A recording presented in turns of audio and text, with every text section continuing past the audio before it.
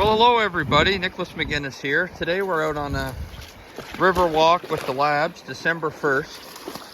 And I wanted to, well, I'm having a look to see if there's any salmon spawning. We had a lot of high water from about the 15th of November until about 4 or 5 days ago. The water levels have come back down. Nice flow levels. Can make it challenging for identifying what we call salmon spawning redds, or the nest where the salmon lay their eggs.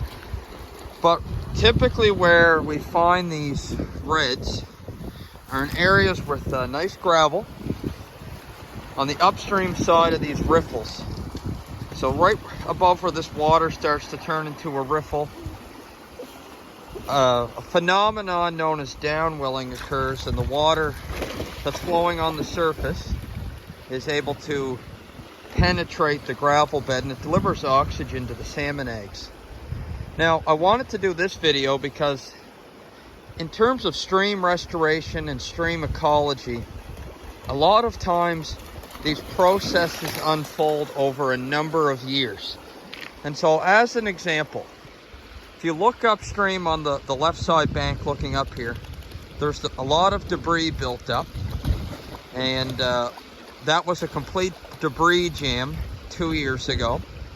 3 years prior to that, for about 2 or 3 seasons, it was a beaver dam. Not a major dam, but it was a dam that was in place basically for 3 seasons in a row. It would get washed out periodically during our spring flushets, and they would build it back up.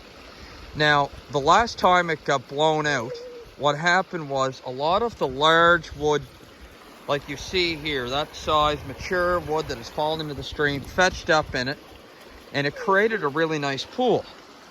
When that happened, the beavers moved on, and they moved downstream. And this was a small dam for 2 years.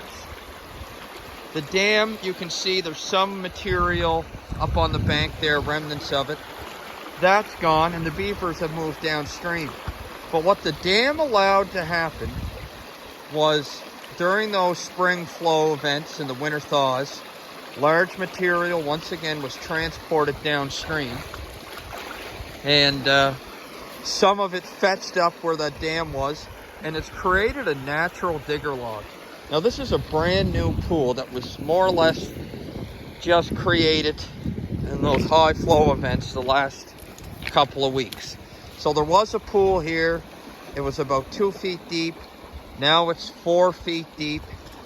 And look at the beautiful habitat that we have here for trout, juvenile salmon. There's undercut banks. If you see here, this is the beaver dam, and it's created this overhanging wood structure full of debris. Trout and salmon can hide under there, and all other fish species. And it's fetched up a lot of organic matter, leaves and such. And so if we can slow down the transport of those organic matters and keep them in the river system versus having them all flush out down to the harbor, it's going to really boost the primary productivity of our river. So a lot of people, and we had this discussion at a meeting last week, beavers are a touchy subject, but they're part of the natural ecosystem, and they're a main driver of biological activity.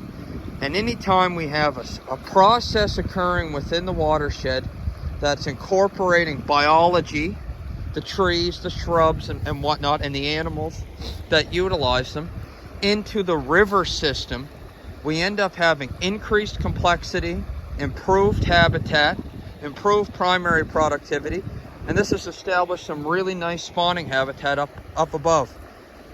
And nice spawning habitat is critical. Salmon need a place to spawn. But what makes that habitat even more accessible to the fish is having pools adjacent to them.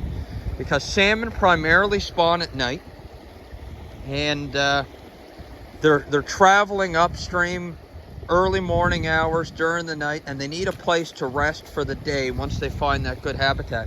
So we have a pool here, nice current running over the top. It makes excellent habitat. An adult salmon could sit there all day. There could be one in there right now, and we can't see it, and neither can the eagles and all the other predators. So we have a pool, in between two nicely formed sections of spawning habitat. And all of this has been created over the last 4 or 5 years. And there wasn't a whole lot of restoration activities that occurred here. We did work upstream and some down.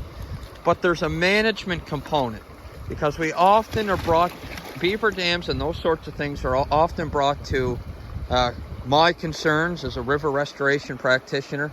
They want to remove them.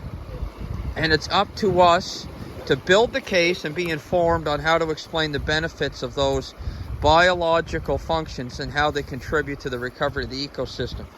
So there's other things that are happening here as well. I won't get into too many more details. I want to keep this video around 6 minutes. But the beaver dam has also allowed the disbursement of silt and sands, those fines that we don't want too much of in the stream bed. They're out in the floodplain. This stream was quite incised, especially 10 years ago, so the flow was trapped during high flow events. And as that material is deposited into the floodplain, it creates tiers, and the river is allowed access during high flow events to disperse that energy out of the channel, which creates all sorts of favorable conditions. So I hope you enjoyed the video. Just looking at the river behind the farm, and I thought I would explain some of the long-term benefits of what's been going on here by allowing nature, where it's putting in the required inputs, to do its job. Thank you very much.